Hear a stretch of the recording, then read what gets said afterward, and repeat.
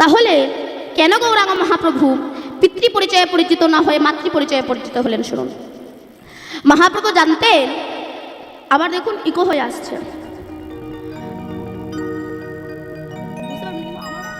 কানে আসছে তাই না, ওটা কমান। কলির মানুষ বড় অজ্ঞানী তো, অতএব আমি যদি পিতৃ পরিচয়ে পরিচিত হই, নোংরা মাখানো কলির মানুষকে আমি কোলে নিতে পারবো না। কেন?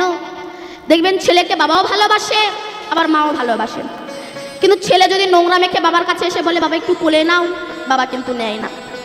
চ চ চ মায়ের কাছে চ, মায়ের কাছে চ, মায়ের কাছে চ। মা যদি খেতেও বসে, বাৎসল্য প্রেমে সন্তানকে বুকে টেনে ধরে। এবার সুন্দর করে ধুয়ে মুছে পরিষ্কার করে দিয়ে নতুন জামা কাপড় পরিয়ে একটা কাজলের টোপ দিয়ে ছেড়ে দেয়, বাবা তখন মোটর সাইকেলে করে নিয়ে ঘুরঘুর করে ঘুরে বেড়ায়। তাহলে পরিষ্কার করে মা আর স্বাদ মেটায় বাবা। অথবা মহাপ্রভু জানতেন যে আমি যদি পিতৃ পরিচয়ে পরিচিত হই, নোংরা মাখানো কলির মানুষকে আমি কোলে নিতে পারবো না। তাই মাতৃ পরিচয়ে পরিচিত হয়ে সচিরনন্দন গৌর হয়ে শ্রীধাম নবদ্বীপ ধাম এসেছেন। ও কলিহত জি, তোমরা আমাকে কথা দিয়ে এসেছিলে যে পৃথিবীতে গিয়ে হরিভজন করবে, কিন্তু মায়ায় পড়ে তোমরা আমায় ভুলে গিয়েছ। আমরা বড় বেঈমান গো মা, কথা দিয়েছিলাম তাকে পৃথিবীতে গিয়ে হরিভজন করব। কেমন? বাবা হাটে যাবে, বোঝা মাথায় নিয়েছে, ছোট্ট যত্নের ছেলে বাবার হাতটা ধরেছে, বাবা আমাকে একটু নিয়ে যাবে। কোথায়? হাটে। তা বাবা বলল, খোকা ওখানে তো প্রচণ্ড ভিড়, ওখানে গেলে তুমি হারিয়ে যাবে। ছেলে বলল, বাবা কথা দিলাম নিয়ে চলো, তোমার হাত আমি ছাড়বো না। এবার ছেলের কথা বিশ্বাস করে বাবা ছেলেকে হাটে এনেছে, বোঝাটা নামাতে যাবে, হাতটা ছাড়া পড়েছে। সেই সময় ছেলে বিভিন্ন রকম দোকান দেখছে, সেই সব দোকান দেখতে দেখতে দেখতে দেখতে ছেলে বাপের কথা ভুলে গিয়েছে। এবার যে সন্ধ্যা হয়েছে, তখন বাপের কথা মনে পড়েছে, তখন বাবা বাবা বলে কাঁদছে, হো বাবা তুমি কোথায়? এমন সময় এক মিষ্টির দোকানদার জিজ্ঞাসা করছে, আয় খোকা কাঁদছিস কেন? বলে আমার বাবা হারিয়ে গিয়েছে। বলে ওরে বাবা হারায়নি, হারিয়েছিস তুই। বাবা হারায় না, হারিয়ে যায় সন্তান। কেন? বাবা মা সন্তানকে মানুষ করে, সন্তান বড় হয়ে বাবা মাকে ভুলে যেতে পারে, কিন্তু বাবা মা ভিক্ষা করে খেলেও সন্তানের কথা কোনোদিনও ভুলতে পারে না। হরি বল, হরি বল। অতএব বাবা হারায়নি, হারিয়েছিস তুই। তা তুই এক কাজ কর, তুই এক জায়গায় দাঁড়িয়ে কাঁদ, নইলে তুইও তোর বাবাকে খুঁজে বেড়াবি, তোর বাবাও তোকে খুঁজে বেড়াবে, কেউ কাউকে পাবে না। এবারে মিষ্টির দোকানদারের কথা শুনে যখন এক জায়গায় দাঁড়িয়ে কাঁদছে, আর এদিকে বাবা তো ছেলে হারিয়ে পাগল হয়ে গিয়েছে, ছেলেকে খুঁজতে খুঁজতে দেখতে পেয়ে সে বুকের ভিতরে ধরে, উভয়ে কি আনন্দ। বৈষ্ণব কবি দত্ত দিচ্ছে, আমরা যখন মাতৃগর্ভে ছিলাম, ওই কৃমি কীটের দংশন সহ্য করতে না পেরে 32টা নারীর বন্ধন চামড়ার বাক্সের ভিতরে পুঁজ রক্তের ভিতরে থাকতে না পেরে আমরা বিশ্বপিতাকে কেঁদে বলেছিলাম, হে বিশ্বপিতা আমাদেরকে একটু ভবের হাটে নিয়ে যাবে। আমাদের বিশ্বপিতা বলেছিলেন, বাবারে ভক্তরে খোকারে, ওখানে গেলে তো সবাই হারিয়ে যায়। সবাই বলেছিল আমার নাম করবে, কেউ আমার নাম করেন না, তো তুই যদি হারিয়ে যাস, আমরা বলেছিলাম হে বিশ্বপিতা একবার নিয়ে চলো, কথা দিলাম যত ভালো মন্দ খাই না কেন, যত গাড়ি বাড়ি ঐশ্বর্য হোক না কেন, কথা দিলাম তোমার চরণ আমরা ছাড়বো না। এবার আমাদের বিশ্বপিতা আমাদেরকে বিশ্বাস করে যেই না আমাদেরকে ভবের হাটে নিয়ে এসেছেন, আমরা বিভিন্ন রকম দোকান দেখছি, ছেলে একটা দোকান, মেয়ে একটা দোকান, নাতি নাতনি আত্মীয় স্বজন সব এক একটা দোকান। এই দোকানগুলোকে সারা জীবন দেখছেন, অনুভব করছি। অনুভব করতে করতে যখন ঐশ্বর্য পাটে বসতে শুরু করেছে, গোনা দিনগুলো আস্তে আস্তে ফুরিয়ে আসছে, এইবার একবার ছুটে যাচ্ছি কালীর কাছে, দুর্গার কাছে, শিবের কাছে, বিশ্বকর্মার কাছে। কোথায় গেলে আমরা একটু বিশ্বপিতাকে পাবো?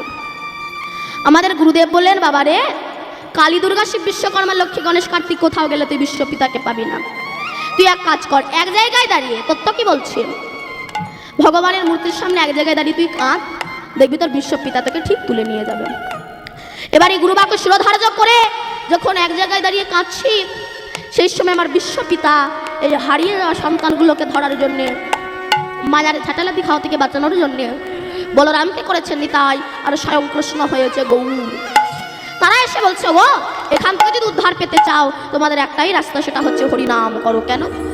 হরে নাম, হরে নাম, হরে নাম ওই বুকে বালা, হরে নাম ওই বুকে বালা, কালে ও নাচতেব নাচতেব নাচতেব গতির নথা, গতির কলিজীবের দুর্দশা দেখে গৌর হয়ে নদিয়া নবদ্বীপ ধামে এসেছেন।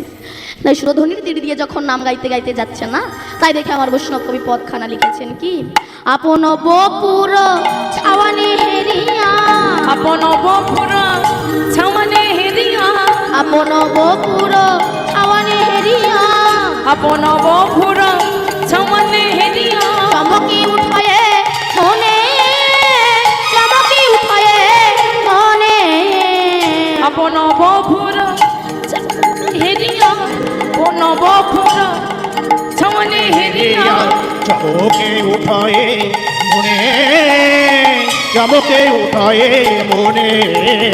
কি জানিয়া বহু নামিল না বহু, এত নামি অন্তর ধ্যানে, আর কি জানিয়া বহু নামিল না বহু, এত নামে অন্তর ধ্যানে।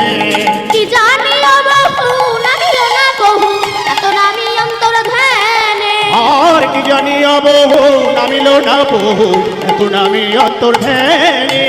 সাজাইয়ে সাজা পেলাম, সাজাইয়ে সাজা পেলাম, আমার গৌর হরি,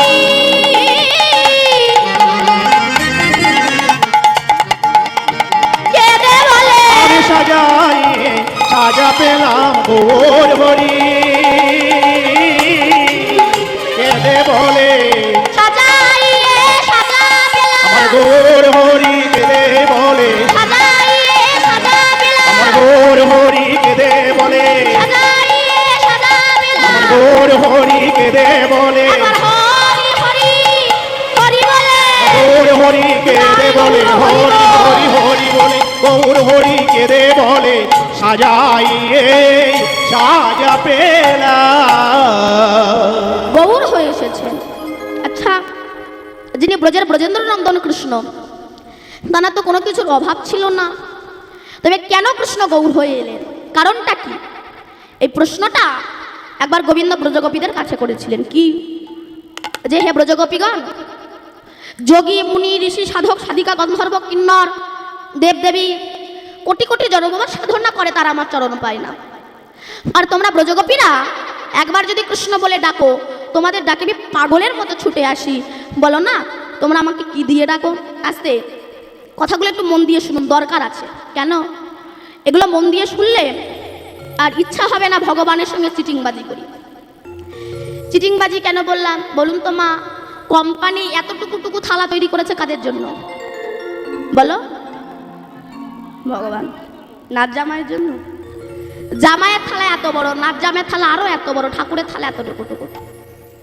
গ্লাসের অবস্থা সে তো আরো মারাত্মক, আঙুলা ঠোকে না।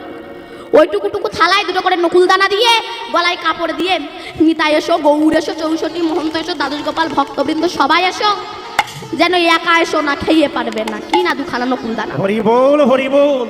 ওসব চিটিংবাজি ভক্তির কোনো দরকার পড়ে না মা। বাড়িতে জামাই আসলে 1000 টাকার বাজার হয়, আর ভগবানের জন্য একটা আপেল কিনলে কি সাগর শুকিয়ে যায়? অথবা শোনো, এগুলো শোনার পর আপনাদের আর ওই ছোট থালা দিতে ইচ্ছা করবে না। কৃষ্ণের প্রশ্ন, তারা দই রসগোল্লা দেয় আমি জানি না, আর তোমরা দই রসগোল্লা দাও না, তোমাদেরটাকে পাগলের মতো ছুটে আসি। বলো তোমরা আমাকে কি দিয়ে ডাকো, তার ডিজাইনটাকে একটু ক্লিয়ার করে খুলে বলো তো। তখন ব্রজগোপীগণ বলল, কৃষ্ণ এটা তোমার একটা অযৌক্তিক প্রশ্ন। কেমন? ছেলে ভাত খেতে বসে মাকে জিজ্ঞাসা করছে, মা তুমি আমাকে ভালোবাসো? তা মা বলছে, বাবা তোরে ভালোবাসি নে, কত যে ভালোবাসি তা তুই বুঝবি না। ছেলে বলছে, মা আমি হিন্দি ইংলিশ বাংলা সব ভাষা বুঝি, তোমার সামান্য ভালোবাসা বুঝতে পারবো না? বলে না বুঝবি না। বলে কোনোদিনও বুঝবো না? বলে কোনোদিনও বুঝবি না তা নয়, বুঝতে পারবি যেদিন তুই আমাদের মতো একটা সন্তানের পিতা হতে পারবি, বাবা হতে পারবি, সেদিন বুঝতে পারবি বাবা মা কতটা ভালোবাসে সন্তানকে।